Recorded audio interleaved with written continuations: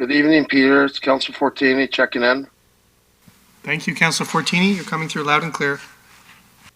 Thank you.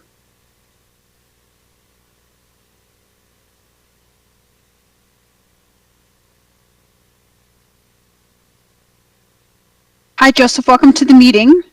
Can we test your mic, please? I've unmuted you. Sure. Testing 1, 2, 3. Yes, you're coming through clear. Thank you very much. Once your Thank item you. is called, I'll pull you in as a panelist and you can speak if there's any questions for you. Thank you kindly. Appreciate it. Thank you.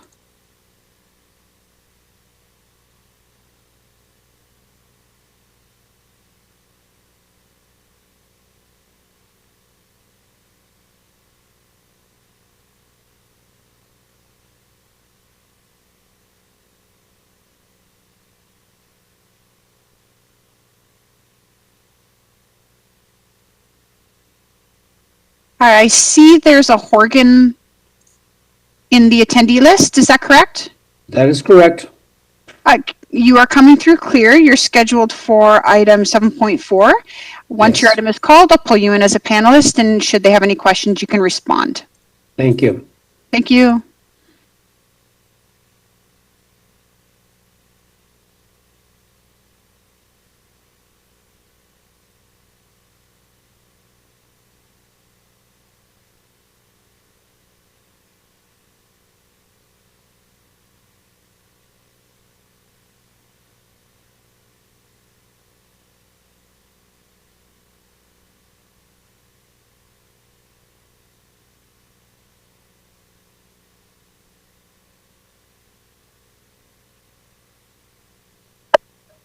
Good evening, Mr. Clerk. It's Councilor Santos.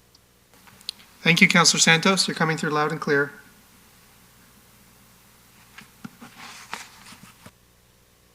Hello, Peter. Councilor Willens checking in. Thank you, Councilor Willens. You're coming through loud and clear. Thank you.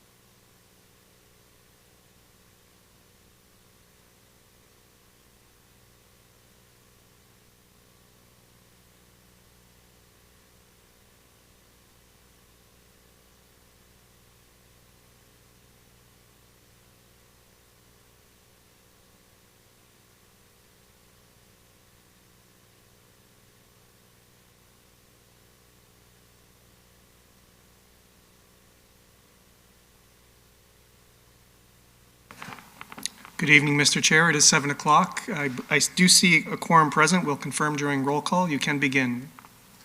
Thank you very much. Good evening and welcome to our virtual meeting of Brampton's Planning and Development Committee. I will begin the meeting with the City Clerk calling the roll call for attendance at today's meeting. Members of committee, I will call your name. Please indicate your presence. Councilor Santos. Present. Thank you. Councilor Vasante.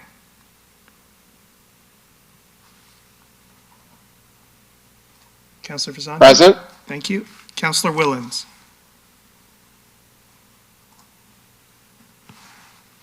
I am present. Thank you. Counselor Paleshi? President, good evening. Thank you. Counselor Bowman? Present. Thank you. Counselor Williams? Good evening, I'm here. Thank you. Counselor Fortini? I'm here, Peter. Thank you. Counselor Singh? Present. Thank you. Counselor Dillon? Counselor Dillon? I don't see present at the moment. And Chair Medeiros is present, so we have 9 members present. Mr. Chair, you can proceed. Thank you very much. Mr. Chair, Yes.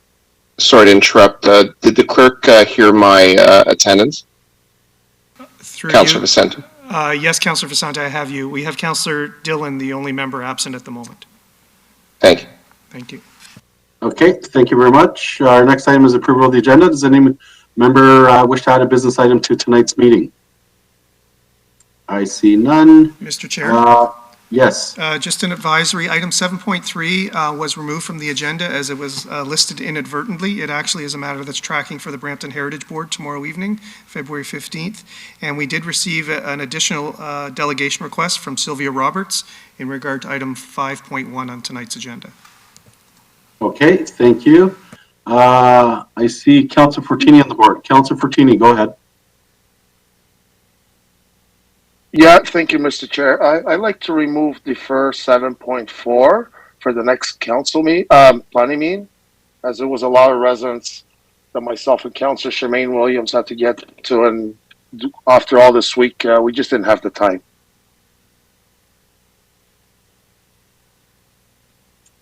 Okay. City Clerk, can you advise, can we do that in this motion? Through you, Mr. Chair, yes, there is precedent for, as part of the approval of the agenda, committee could decide to refer or defer. I just wanted to clarify, Councilor Fortini is... Right now. Cierrame la puerta, por favor. Yeah, Con llave. Sorry, Yeah. Councilor Fortini, your mic is on. no, it's not me. My It's on, apologies. but it's not me. My apologies, Mr. Chair. So, Councilor Fortini, can you just confirm, are you deferring this to the next planning committee meeting or referring it to council the next meeting No. is March 2nd? Next planning, because we have to get back to some of these residents. We just didn't have the time this last week with everything going on. So just, 3 extra weeks is not going to hurt. If we could just defer it to them, if it's possible. Thank you. Okay, thank you very much. I don't see anyone else on the board, so I do have a motion moved by Councilor Fortini that the agenda for the Planning Development Committee of February 14th be approved. Is there anyone opposed? I see none. The motion carries. Declaration of interest on the Municipal Conflict of Interest Act. Do any members have declaration of pecuniary interest under the Municipal Conflict of Interest Act for any matter to be considered today's agenda? I see none, so the clerk will so note for the meeting minutes. Consent motion, so I will read out the items and members can identify any items to be held for debate. Item 7.2, staff report regarding application to amend the zoning bylaw, Ward 10, and consent. Item 7.4, application to amend the official zoning bylaw. Oh, that's the one we deferred, right, City Clerk? That's correct, Mr. Chair. Okay. And item 8.1, minutes from Age-Friendly Brampton Advisory Committee. And consent, so I do have a motion, or I'll pass it over to the city clerk just to read out the items again and after take a recorded vote. Through you, Mr. Chair. So two items are added to the consent motion. 7.2, an application to amend the zoning bylaw, Glenn Schnarr and Associates, Prologis Incorporated, Ward 10, south of Countryside and east of Coleraine Drive. And then item 8.1, Age-Friendly Brampton Advisory Committee minutes from January 25th. Those are the two items for consent approval. Okay, so I guess we will go to recorded vote per our standard practice. And I do have a motion moved by Councilor Vicente to approve the consent motion. That the following items were considered to be routine and non-controversial by the committee and were considered at one time. Over to the city clerk to administer the vote. All in favor of the consent motion, please indicate. Councilor Santos. Yes. Thank you. Councilor Vasante. In favor? Thank you. Councilor Willens. Yes. Thank you, Councillor Paleshi. In favor? Thank you, Councillor Bowman. Yes. Thank you, Councillor Williams. Yes. Thank you, Councillor Fortini. Yes. Thank you, Councillor Singh. Yes. Thank you. And Councillor Dillon, I still do not see in the session, so he'll be marked as absent. And Chair Medeiros. Yes. That consent motion carries 9-0. Okay, thank you very much. Our next section of tonight's agenda is statutory public meeting items. This is a public meeting of the Planning Development Committee held in accordance with the requirements of the Planning Act of Ontario. The proposals to be heard at this public meeting are the result of the applications made under the Planning Act. They are not proposals of the City of Brampton unless they are specifically identified as city-initiated proposals. Tonight, we do have 2 city-initiated proposals for a statutory public meeting. The intent of this public meeting is to receive submissions from the public regarding these proposals. Given we have persons watching this meeting through the city's live stream, we will have staff present each proposal subject to a statutory public meeting unless the committee decides otherwise. After receiving any pre-registered delegations, members of the committee may ask questions for clarification, but will not engage in debate or proposal on the proposal at this time. Committee consideration of the proposal will occur at a future meeting when planning staff bring forward the final recommendation report on each proposal. The city also has posted to its website, brampton.ca, supporting information documentation for these development applications for public review and reference, and we will not proceed to consider 3 items on this evening's statutory public meeting agenda. After consideration of these public meeting items, the committee will deal with the balance of the agenda items on tonight's agenda. Our first item is item 5.1, city-initiated draft zoning bylaw amendment to reduce parking requirements, 71115 Sunpack Boulevard. And I will now welcome Neil Chadha from our Planning, Building, and Economic Development Department. Welcome, Neil. Thank you, Chair Medeiros. Good evening, council, staff, and members of the public for attending in today's public meeting. My name is Neil Chadha, and I am the policy planner assigned to this city-initiated draft zoning bylaw amendment to review the parking requirements for 7, 11, and 15 Sunpack Boulevard. Next slide, please.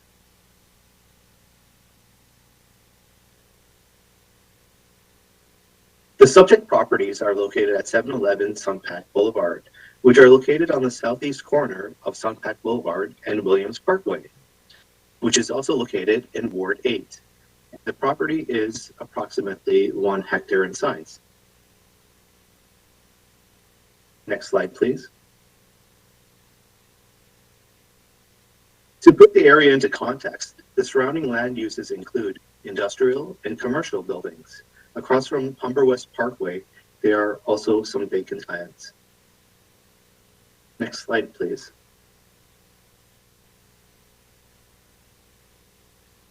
The purpose of this public meeting is to present a city-initiated zoning bylaw amendment that proposes a comprehensive review of the existing parking requirements.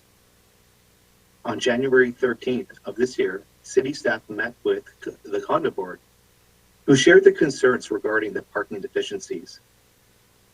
The parking area is part of a common element. There is no assigned parking spots, and it is shared among the tenants. Additionally, the condo board indicated that only corner units are permitted to have mezzanines, as per the condo's declaration. Seems that the development of second-story mezzanines have resulted in an increase in the gross floor area, thus requiring minor variances to the parking standard. Next slide, please. As you can see, the properties have been built to accommodate up to 2 stories. Parking was calculated based on the permitted industrial uses, which have a lower parking standard than commercial uses. Next slide, please. In 2014, the Committee of Adjustment approved a minor variance to permit additional commercial uses beyond that which were already permitted within the industrial mall. There was a minor complementary reduction provided to the parking standard. Additionally, in 2019 and 2020, 4 minor variance applications approved the construction of mezzanine additions within 4 of the units, which also required a reduction in the number of parking spaces required. Next slide, please. The city has initiated a draft zoning bylaw amendment that proposes to reduce the parking requirements for existing industrial buildings and to recognize the various commercial uses approved by the Committee of Adjustment. Although minor variance applications have granted a reduction in the required parking for some of the units, there is still a need to undertake an overall comprehensive approach to the parking shortage on the entire property and addressing the parking requirements as a whole. Staff will also review the need to restrict certain commercial uses that require higher parking standards or limit any future floor mezzanine additions that would continue to aggravate the parking situation. Next slide, please. Currently, there's no room to add additional parking on the subject property. However, there is a possibility to develop approximately 10 to 15 additional spaces by removing a portion of the landscaped area abutting Humber West Parkway, as you can see in the red highlighted area. This option would also be at the expense of the unit owners. Next slide, please. This map shows the properties within a 240-meter radius of 7, 11, and 15 Sunpack Boulevard. Owners of these properties would have received notice by direct mail with respect to the proposal. Notice was also provided in the Brampton Guardian newspaper and on the City of Brampton's website. Next slide, please. The subject property is designated industrial in the official plan. An amendment to the official plan is not required. Next slide, please. The property is designated industrial in the Gore Industrial North Area 14 secondary plan. An amendment to the secondary plan is not required. Next slide, please. The subject property is currently zoned industrial M4-1548. An amendment is required. Next slide, please. During the site visit, there was no major outstanding issues for the site except for the parking deficiency. The buildings were built with the ability to add a second story, as you can see from the first picture. And pictures 2 and 3 show the landscaped area, which has the potential to create additional parking spaces. Next slide, please. Public notice of this meeting was provided in the newspaper on January 20th. Here we are today at the public meeting, and staff are here in order to gain valuable public feedback. After today's meeting, comments received by the city departments, agencies, members of the public, and matters raised through public delegations will be reviewed. Once the analysis is complete, staff will return to the Planning and Development Committee with the recommendation report, which will take into consideration all matters raised. Anyone who has provided their contact information will be notified of when the recommendation report will be considered by committee. Once City Council has made a decision on the subject matter, there is a possibility to appeal the decision to the Ontario Land Tribunal. Next slide, please. The proposed zoning bylaw amendment is consistent with the provincial policies, including the Planning Act, provincial policy statement, and the growth plan, and conforms to the city and region's official plan. Next slide, please. The report and presentation will be available online. Again, my name is Neil Chadha, and my contact information is provided on the screen. Thank you, and this concludes my presentation. Thank you very much. To our clerk, do we have any registered delegations? Through you, Mr. Chair, there are 2. The first is Samreet Sandhu, followed by Sylvia Roberts. Both are in the session. Samreet, you can unmute your mic. You have up to 5 minutes to address the committee. Hi there. This is Samreet, and I'm here with my husband, who's gonna talk about this. Thank you. Hi there. My name is Gurinder, and we are the co-owners.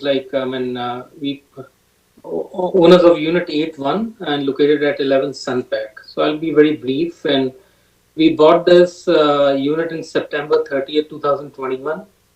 and a decision to purchase was made on the existing zoning bylaw which permits our current use. So we have already submitted the detailed drawings in order to seek the permit to construct the office space, including the mezzanine as outlined solely for our own use. We have spent considerable money in acquiring the unit, and the delay in issuance of the permits are further impacting us in a considerable ways, such as loss of business, as we do not have any current place of business, because I thought that this will be done by end of December 30th, and the leased premises, I just gave a notice that I'll not be using that particular unit. So as we had terminated the current lease in anticipation that the work will be completed by the end of December, we are paying the property taxes, condominium fee, my mortgage. I took a loan for leasehold improvements. I hired an architect, all drawings, everything submitted. It's a huge financial burden on me at this particular time, where like it has been 4 months, no positive outcome has come out from this particular thing. So we request the City of Brampton to revisit our application based on the date of our submission and approve the permit drawing so that we can start the construction as planned. The space will be used as an office for a mortgage and investment consultancy, which will be solely run by myself, Gurinder Sandhu, who is one of the owners of the corporation. The other director is my wife. So there's none other than that. We are not renting this place. The owners will not be leasing any part of the premises, and the clients will be served on appointments. It's not a retail outlet where people will walk in to purchase goods and services. They'll park their cars, or they'll see a stuff, or there'll be any kind of constraint on the parking. The construction of the mezzanine, on the first floor is solely for, it's just a conference room and a storage purpose. So I'm not sure what hindrance that particular mezzanine will create out here. Finally, what I want to say is the nature of a business and the client we will see will not put any additional stress on the parking and the said premises. If the city needs to change any bylaw, it should not impact the current owners who have made the decision based on existing laws. Therefore, we request the city to keep the above points in consideration as per our request. We'd also request them to expedite the approval of our permits so that future financial impact, including loss of income, can be avoided. So this is on behalf of my company, Avenue Holdings Inc., who owns the particular subject unit. Thank you. Thank you, Gurinder. The next speaker is Sylvia Roberts. Sylvia, you have up to 5 minutes to address the committee. Hello, my name is Sylvia. There's a couple things not really mentioned in the application or in the staff report. Is the shortage a de jure or also a de facto shortage? In other words, is it just short for the legal requirement, or does the site actually exhibit real-world constraints that it's not having enough parking? I've looked at the City of Brampton's bylaws, and I've compared it to elsewhere, and our parking minimum requirements are often grossly in excess of other places. Our restaurant parking requirements, for example, are 50% higher than Los Angeles and Houston, which are both criticized for being extremely car-focused. It's a case of, if it is an actual shortage, if it's running into actual parking constraints, has the city talked to the condo board about ways to improve that? For example, incentivizing people who work there to get there via other means, or using short-term parking signs or pavement markings in strategic locations to ensure that customers who are going in, for example, to a bakery, can find parking, go in, order it, and then quickly go out. And while the people who are going to be parked for the whole day because they work there can park a little bit further away to make it more convenient for the customers. It's a case of like, the city's parking requirements are generally too high, and if the site's running into actual parking constraints, in practice, has the city undertaken discussion with the condo board about transportation demand management plans and other ways to more effectively utilize the parking. Thank you. That's my delegation. Okay, thank you very much. I'm not sure if staff want to respond or comment on just the last delegation regarding if we've had the opportunity to speak with anyone regarding, or I guess the condo board or anything of that sort.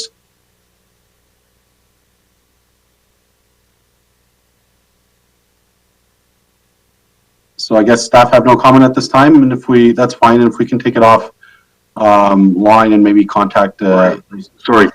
Yeah, go ahead.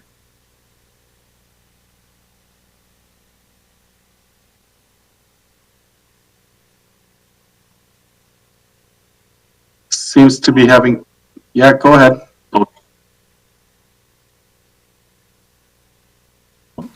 Correct. Through you, Mr. Chair. Richard, where your audio is breaking up, we're not able to hear you.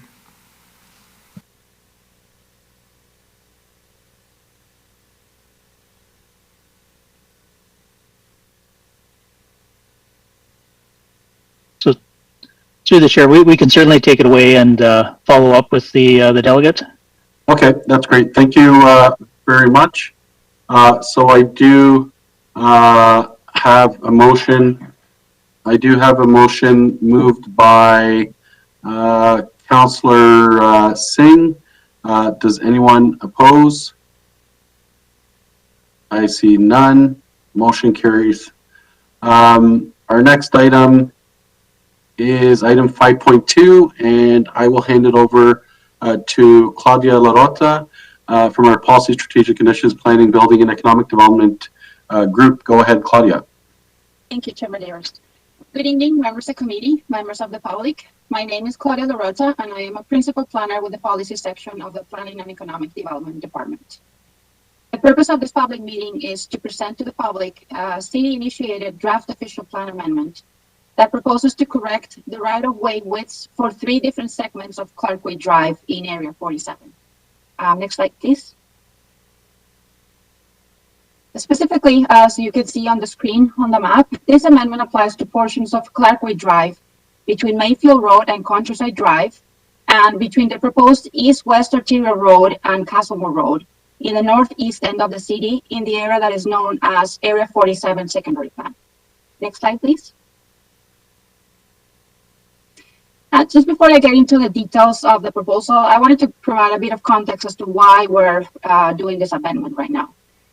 There are 2 block plans in the Highway 427 Secondary Plan, 47-1 and 47-2, which cover an area of approximately 675 hectares, which is just over 1,600 acres.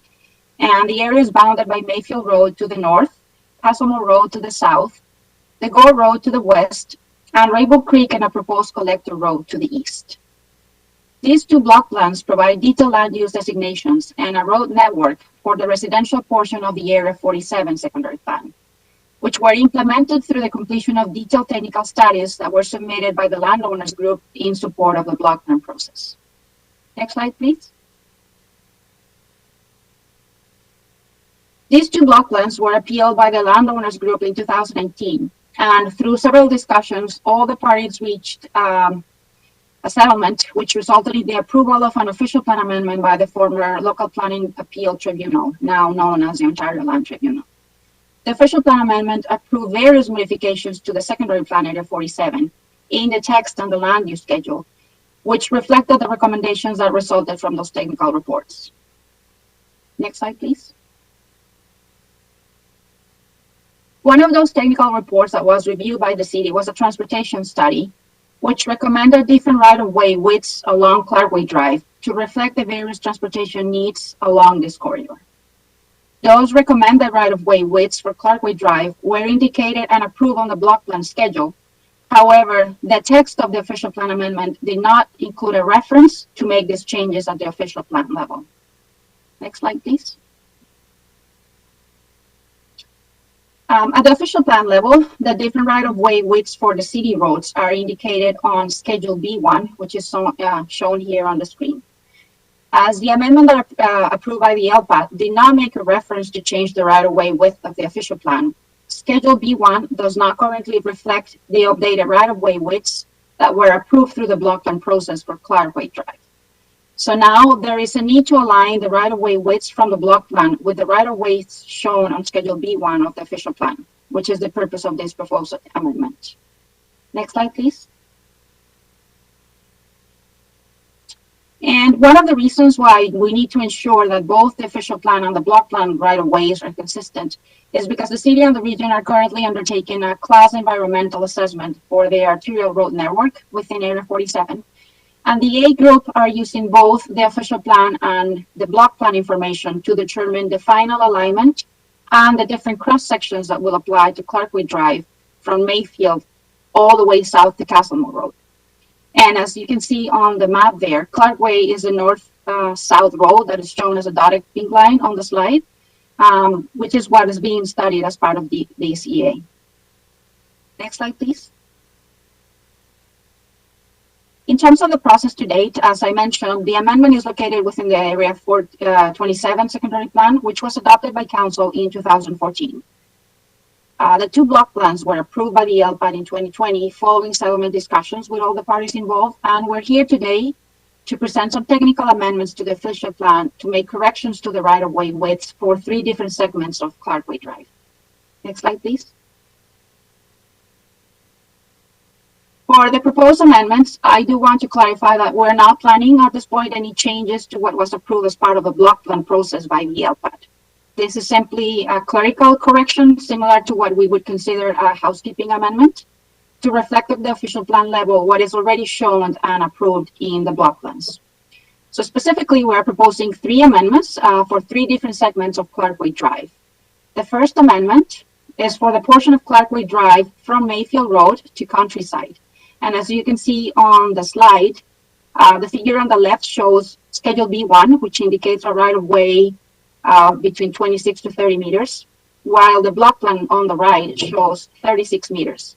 So what we're proposing is to amend Schedule B1 to reflect the 36 meters from the block plan. Next slide, please. The other 2 changes will be on Clarkway Drive on the southern edge from the proposed east-west arterial road to a proposed roundabout. And that will be a change from the current 36 meters to 30 meters. And then the third change would be from the proposed roundabout south to Castlemore. And that change would be from the existing 36 meters to a 31.5 right-of-way width. And again, in this case, the figure on the left shows what's existing on Schedule B1. You can see the round circle showing the 2 different right-of-ways.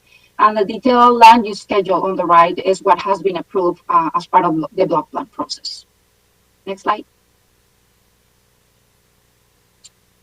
The proposed amendments are consistent with all applicable legislation, including the Planning Act, the Provincial Policy Statement, and the Growth Plan, and conform to the city's and the region's official plan. Next slide.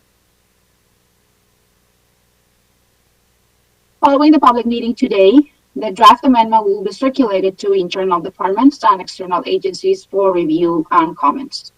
Once we have received all the comments from the circulation of this draft official plan amendment, we will proceed with a recommendation report and council's adoption of the amendment, likely before the end of spring, which will be followed by the 20-day appeal period. Next slide.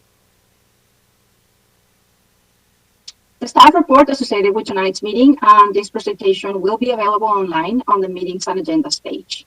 Again, my name is Claudia Larota and my contact information is provided on the screen. And with that, Mr. Chair, I conclude the presentation.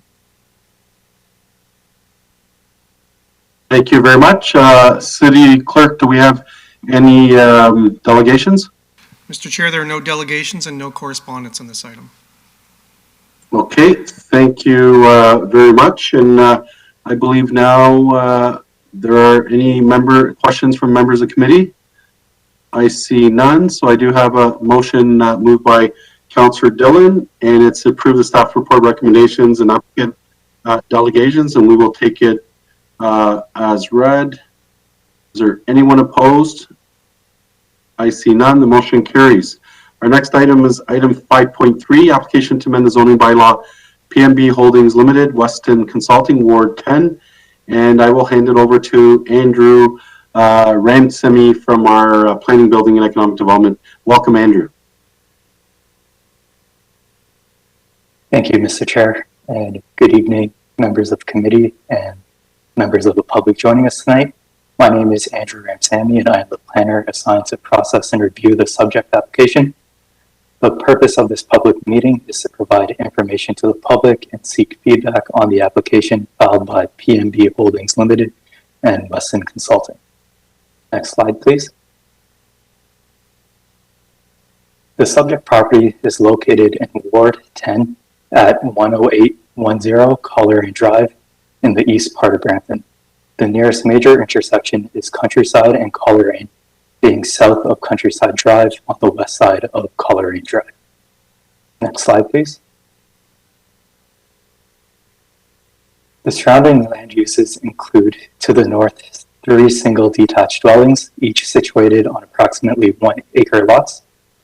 To the west is Rainbow Creek, which runs north-south, and agricultural lands, which is subject to a plan of subdivision application by Orlando Development, file C11E15.002. To the south are agricultural lands subject to a plan of subdivision application by Orlando Development, file C11E15.002. And to the east, Coleraine Drive, beyond which is a single detached dwelling, and agricultural land subject to a draft plan of subdivision application by Orlando Developments, file C11E15.002. Next slide, please. The property has an area of approximately 0.4 hectares with a total frontage of 64 meters along Coleraine Drive. Currently on the land is a 1-story single detached dwelling which is proposed to be demolished. Next slide, please. The applicant's development proposal to amend the zoning bylaw to facilitate a multi-use building with a 1-story warehouse, internal storage component, mezzanine, and service parking lot. The layout of the proposed building is in the form of an industrial mall arrangement where it could be subdivided into 6 individual units. And the proposed building is expected to have a total gross floor area of approximately 1,215 square meters, with an approximate building height of 8.7 meters and a total of 34 parking lots expected for the site. This will require an amendment to the zoning bylaw from the existing residential designation to a site-specific M4 industrial 4 zone to permit the proposed uses. Next slide. This slide offers a high-level look at the concept elevation for the proposed industrial building and a comprehensive development plan that includes the 2 parcels to the north of the site. The top image illustrates a conceptual building elevation for the proposed industrial development. The comprehensive development plan below includes the 2 northern parcels, which will anticipate a similar industrial type development as the subject site. The subject site is anticipated to offer an internal access to those 2 northern parcels as well. Design and layout of the subject site will require a more detailed review in the form of a site plan review. Next slide. This slide shows the area of notification for property owners within a 240-meter limit of the subject property who were sent notice of the application by direct mail. Signs have been posted on the property, and notice has also been published in the Brampton Guardian newspaper and on the city website. Next slide. The official plan designates the property for industrial and special study area. The industrial designation permits light to heavy industrial uses, such as manufacturing, processing, repair, and service, warehousing, and distribution. The special study area designation of the official plan will not apply to the subject land. This designation, as illustrated in Schedule A, General Land Use Designation of the official plan, is intended to be removed as part of a future housekeeping amendment to the official plan. An amendment to the official plan is not required for this application. Next slide. The secondary plan designates the property for a business park and a road access potential or conceptual, which is illustrated by the arrow directed towards the valley land. An amendment to the secondary plan is not required. Next slide. The current zoning for the property is residential row estate 2. This zone permits a single detached dwelling. Next slide. The applicant proposes to amend the zoning bylaw from the current RE2 designation to a site-specific industrial 4 zone to accommodate the industrial mall type development. The site-specific amendment proposes a mix of industrial and non-industrial uses. Provisions for loading spaces and setbacks and building height are included in the amendment. For a complete list of the proposed uses of the ZBA, please refer to Appendix 8 of the information report. Next slide, please. At this time, staff has noted the following specific considerations that will need to be addressed: the appropriate setback and noise mitigation measures to adjacent residential uses to the north, opportunity for the proposal to achieve and or exceed the minimum sustainability score, and the opportunity for loading spaces. Next slide. Prior to finalizing recommendations to council, this application will be further evaluated for consistency with the Planning Act, provincial policy statement, conformity with the growth plan for the Greater Golden Horseshoe, the region official Peel official plan, and the City of Barrington official plan. Next slide. The next steps in this application are: staff will continue to review the application, including reviewing comments from the public and technical comments, advance a final recommendation report to council for decision, and issues raised will be addressed in the recommendation report. Staff will contact and follow up with those residents who have spoken, written in, or advised of an interest in monitoring this proposal. Next slide, please. The report associated with tonight's meeting is available online. The presentation will be available online shortly. If you have any questions, please feel free to contact myself, my manager, or the applicant. The applicant is Sandra Patano from Weston Consulting, representing the owner, PMB Holdings Limited. Thank you, and that concludes my presentation. Thank you very much. City Clerk, do we have any delegations? Yes, Mr. Chair, we have Adam Santos on behalf of Weston Consulting, the applicant, present to make a presentation, and we have correspondence under item 11.2. Adam is in the session now, and Adam will bring up your presentation. You have up to 5 minutes to address the committee.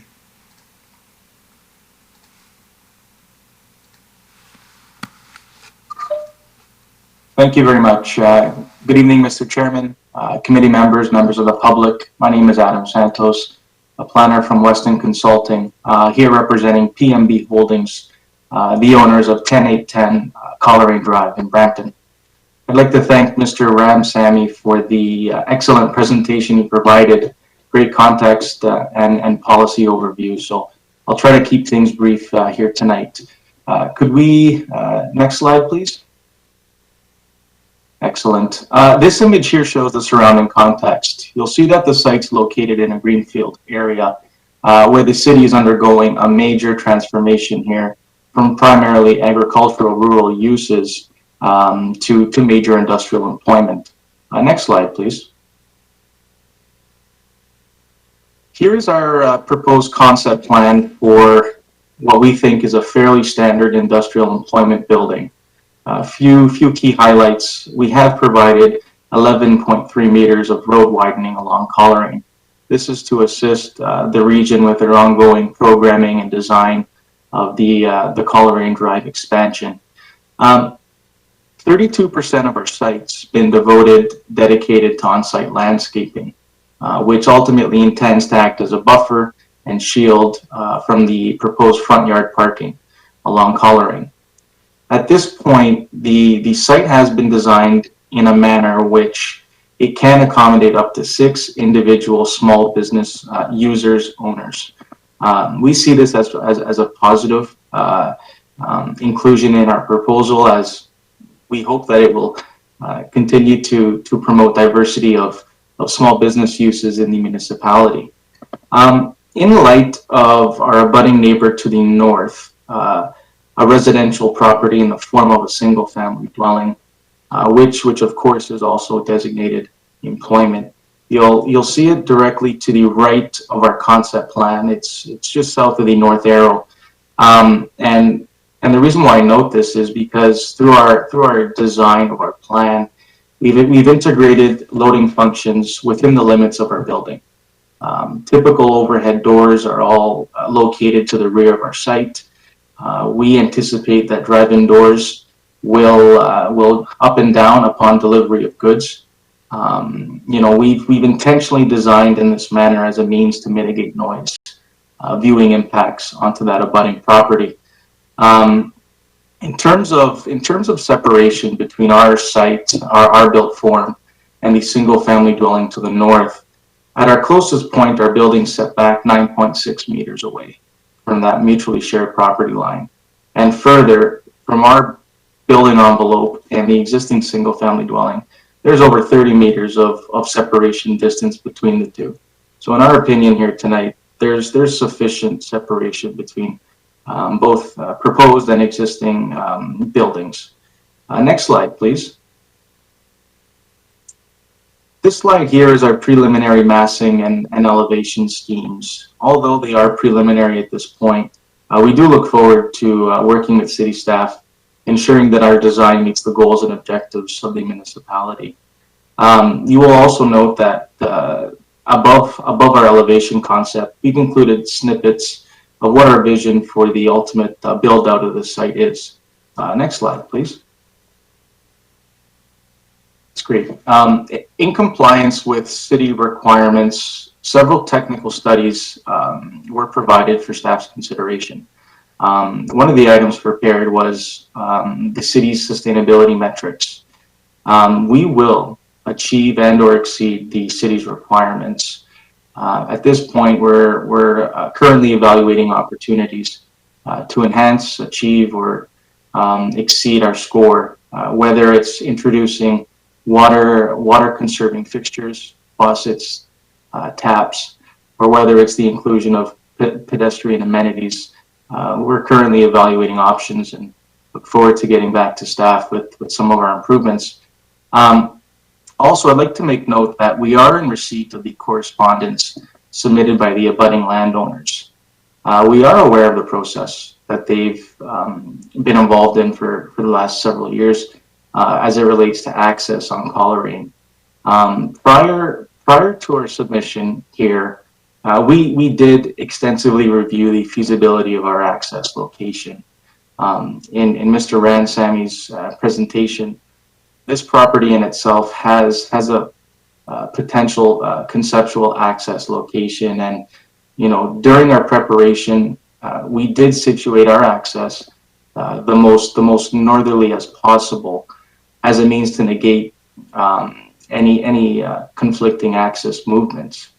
During our analysis, our traffic engineer did not flag issues of safety or concern.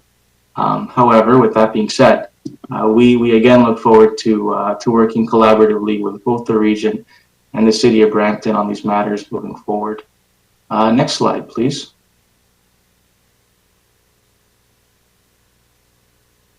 I think we went back a slide. Could we go to slide 6?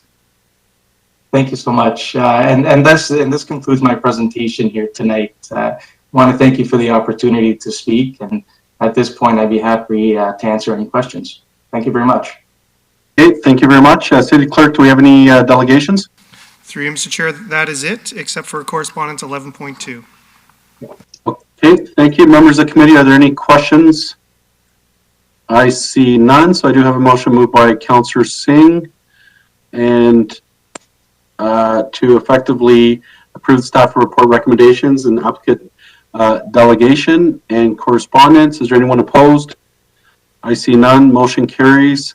We will now go to item 6.3, and we do have a delegation from Mr. Jeff and Mrs. Kim Thompson, and I'll hand it over to you, City Clerk. It's regarding delegation report regarding application to amend the zoning bylaw, I2 Developments Incorporated, KLMM Planning Partners, 209 Steeles Avenue West, Ward 4. And I'll hand it over to you, Peter Fay. Mr. Chair, members of committee, Kim and Jeff Thompson did register to delegate on this particular item, 7.1. However, they have not joined the session, so they're not present at the moment. So what I'd suggest is that committee may wish to proceed, and the clerk's office will reach out to these delegates and see if they wish to, one, perhaps delegate at the council meeting when these recommendations come forward, or two, submit correspondence with their comments on this application for council's consideration. Okay, thank you very much, City Clerk. We will now proceed. Our next item is item 7.1, staff presentations and planning reports. And item 7.1, staff report regarding application to amend zoning bylaw. Are there any questions or comments?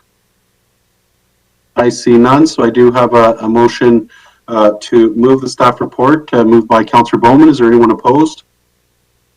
I see none, motion carries. Our next item, I believe, has been dealt with. 7.3, 7.4 has been deferred. And committee minutes are in consent.